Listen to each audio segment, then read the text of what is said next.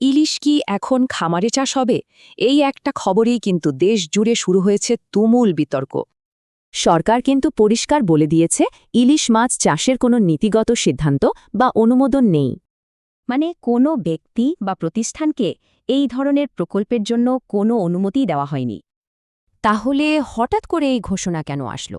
এর পেছনে আছে একটা কোম্পানির বড় পরিকল্পনা। ঠিক ২২শে জানুয়ারি প্রাণ আরএফএল গ্রুপ ইলিশ চাষের পরিকল্পনা ঘোষণা করে।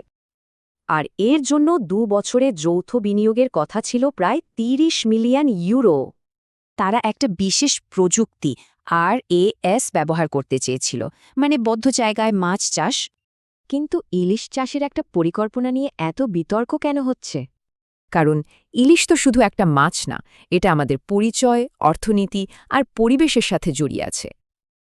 ইলিশ আমাদের জিআই পণ্য, লাখো জেলের জীবিকা, আমাদের ঐতিহ্যের অংশ, সব কিছুই এর সাথে জড়িত। তো সরকারের এমন কঠোর অবস্থানের পর প্রাণ আরএফএল গ্রুপ কি জানালো? তাদের কথায় কিন্তু বেশ পরিবর্তন দেখা গেল। যেটা ছিল পাকা পরিকল্পনা, সেটা হয়ে গেল প্রাথমিক আলোচনা। তারা বলল এটা নাকি চূড়ান্ত চুক্তি ছিল না, ছিল একটা প্রাথমিক সমঝোতা স্মারক।